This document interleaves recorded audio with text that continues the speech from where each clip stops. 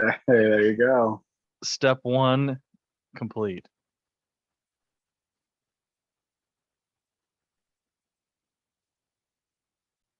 All right, YouTube. Hello, Duder Podcast. Right at you. Okay, we're going to start the audio here in 3, 2, 1.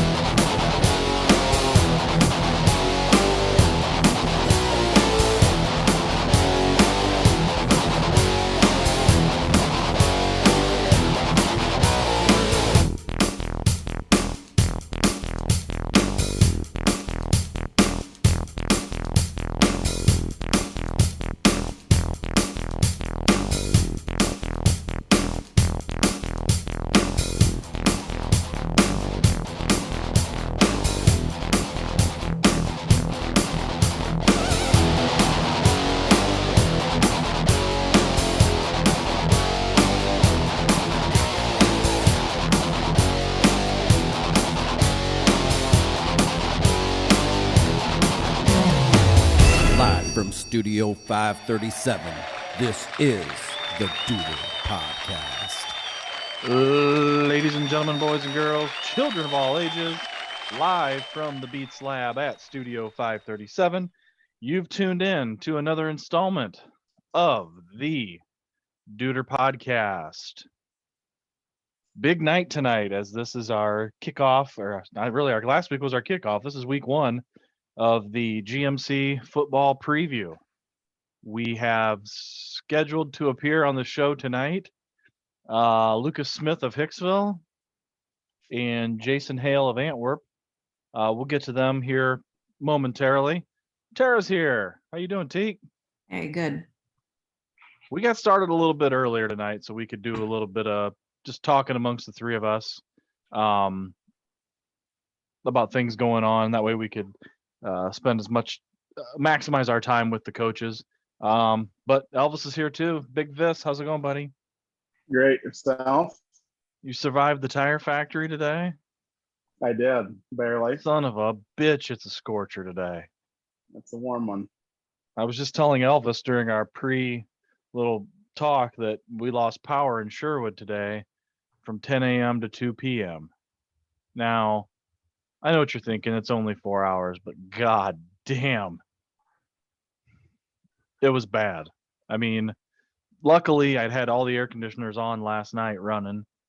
But by about 1 o'clock it started to get pretty scorcher in the house. And so Jules and I packed up and went over to Chipotle and got some food and came back and ate, and then the power came back on. So great news. I was a little concerned. I thought maybe I'd have to go to Elvis's house and do the podcast tonight if the power didn't come back on. But I was lining up other places to go. We don't have air conditioning here either. You guys have a window unit, don't you? No, we got all just 13 fans. Wow. Yeah. Hey. How do you, is it I'm pretty cool in your house? Oh yeah, it's 89. Does it stay pretty cool in there? Yeah, 89. That's not too bad. Oh my god.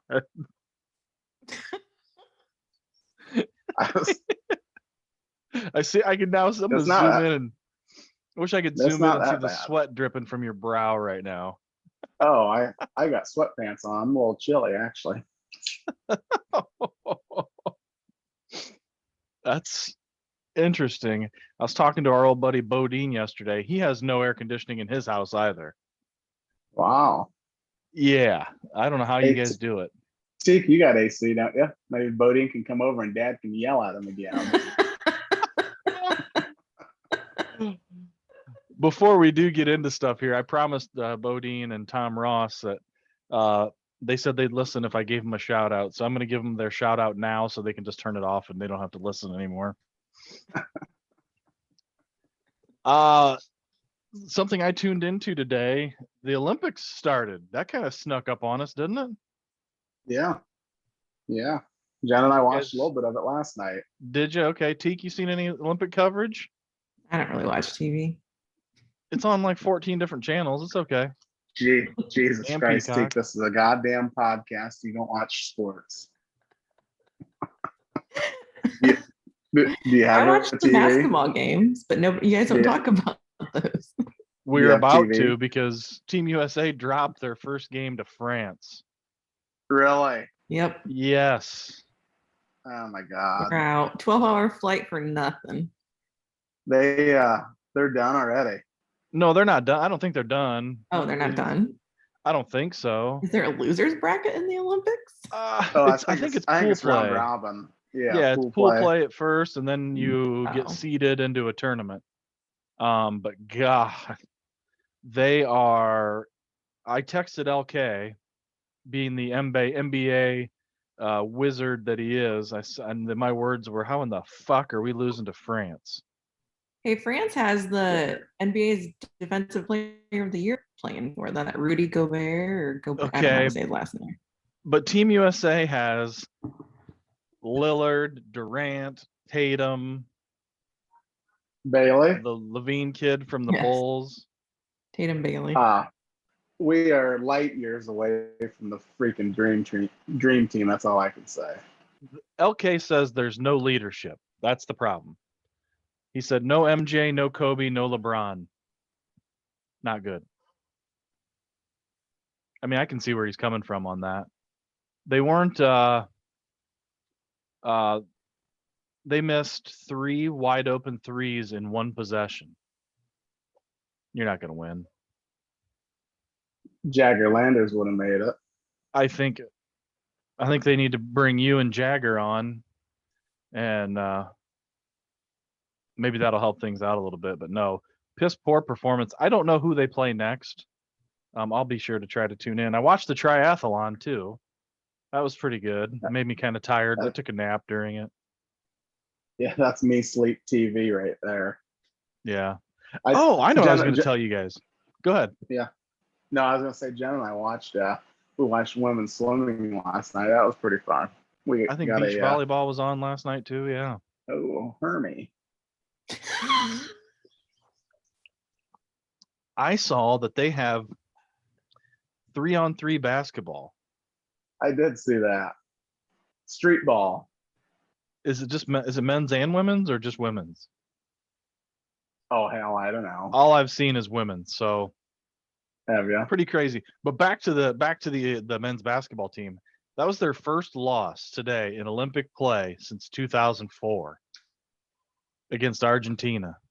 And if you remember, I think 2004 was just an unmitigated disaster. Yeah.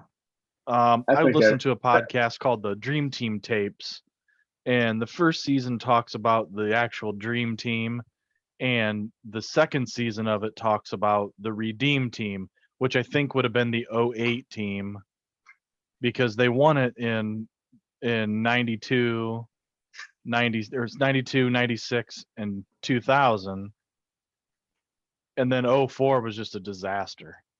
They had to change the way they did everything, and it was bad. But man, this is sad state of affairs for the men's basketball team. How are they not any good? That's what I don't understand. I mean, harder play. Well, They can't flop, and it's harder play. yeah, the flopping is big. They're Yeah. They're still the best basketball players in the universe, and this is beat by France. Well, let's take a look at it. The NBA MVP wasn't it Nikolai, or no, it was Giannis. He's not American. That Nikola Jokic or whatever from Yugoslavia, Denver, he's not from America. Luka Doncic in Dallas, he's not from America. I mean, LeBron's not on Team USA. Yeah, I don't know. They don't have that trapezoid key anymore. I noticed that it's parallel. It's a regular rectangle now. There are some. They showed a stat on the TV that was the rules differences, and they're really not anything big. I mean, they're 10-minute quarters instead of 12. The free throw clock is 5 seconds as opposed to 10. You foul out at 5 instead of 6. And that was part of the problem for the United States today, was because Durant was on the bench with 4 fouls about the whole game. Well, isn't the 3-point line shorter? I think it is. I think it's closer. Well, if they're having such a hard fucking time making them, scoot back and then shoot it. Yeah. I don't That's know. what I used to do. Hell yeah. Yeah. Way downtown Teak. That's what they called you. Way downtown. Downtown. DT. DTT. DTF.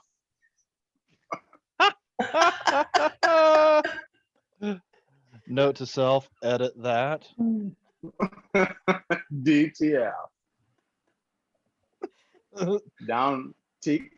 Downtown flight. That's what it means. It's Aunt Pammy. That means downtown flight when you listen to this. She's totally Googling it.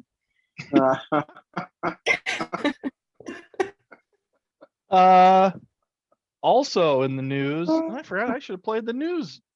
I should have played the news music as we came into this. Damn it. Some news in college football. We've got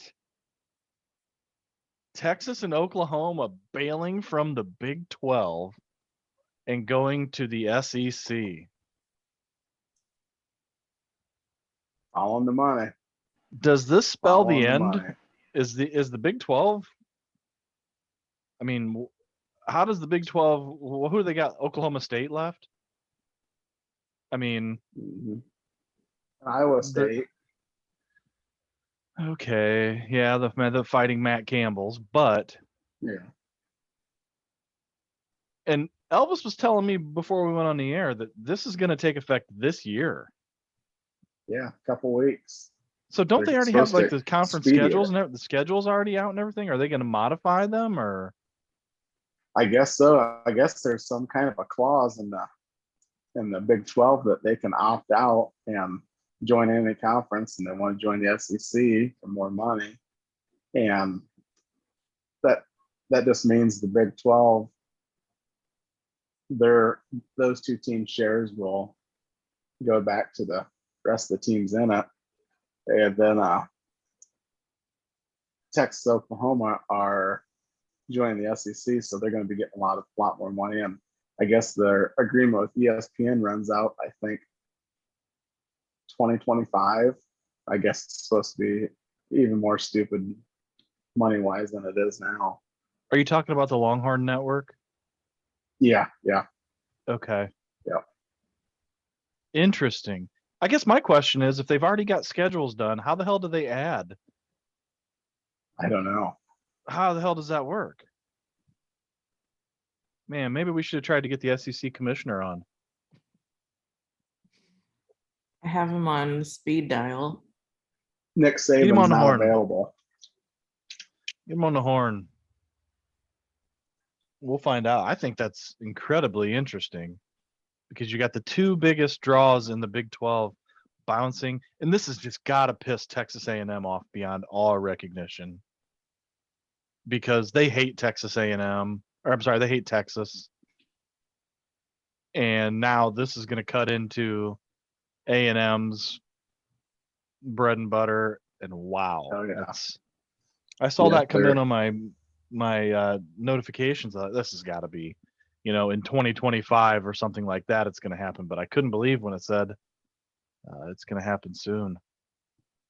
They probably knew about it. They made their schedules. I'm assuming this isn't just something that happens overnight. Well, I guess what I'm trying to get at is how do you add SEC teams to Texas's schedule? You know what I'm saying? Or to Texas and Oklahoma's schedules. Yeah, I don't know. That's something them guys got to figure out. Well, luckily, it's not something that we have to figure out. True. So what else is going on? Anything? No. Mets are on a roll. Just took 2 out of 3 from the Jays. Cubs are rolling. They just took 2 out of 3 from the Diamondbacks. Here's what pisses me off about the Cubs, okay? On Monday, They are tearing the team apart. We're rebuilding, and then they win like 4 out of 6 games throughout the week. Oh, and then they're Well, rethinking things over again. yeah, but they played Arizona twice this week now. That's the only reason why they won a few. Doesn't matter. Win's a win. They already ditched Jock Peterson, and it sounds like everybody else is pretty much. I haven't heard any rumors on Rizzo yet. I think they'll re-sign him and You Javi. think they're going to keep him? Him and Yeah. Baez? Yeah. Because I think I've heard the market for Baez is opening up considerably. I mean, they'll talk negotiate. They'll keep Rizzo. They owe too much to him. He already took a monster pay cut with his first big contract with them, and he was actually drafted by the the Red Sox, and Jed Hoyer and Theo were the two that drafted him in the Red Sox organization, and then they traded him to San Diego, and then San Diego traded him to the Cubbies for Andrew Kashner, and the GM for the San Diego actually came and worked for the Cubs. I can't think of what his name is, but I think he's VP right now. Jason McClendon, I think's his name. Hmm. Oh yeah, full circle. So they owe Rizzo a big contract. Hitting 220, they might as well give him 220 million. I think Rizzo would of those guys, if of Bryant, Baez, and Rizzo. If I'm the GM, I'm doing my best to try to keep Rizzo, because the market. I don't know what their prospects look like, past the major league level at first base. But Rizzo's the kind of guy that I think you want to keep around and build around. He's pretty consistent for the most part. I know whenever the Mets play him, I hate to see him come to. He's the one guy I hate to see come up. But I've heard that, here's a name. The Mets acquired Rich Hill Oh, an old on Cub. Friday. You remember that name? Oh yeah. He pitched He was today. I'll bet you he threw about 55. He only went 5 innings, but I think he threw like 60 pitches or something like that. And I think 58 of them were 70-mile-an-hour curveballs. Oh yeah, that's his bread It was and kind butter. of neat. It was kind of neat watching him pitch today. That's the only Yeah. move the Mets have made. Because a lot of guys are starting to come back off the DL. So it's kind of cool. Baseball's about the only game in town besides the Olympics right now. So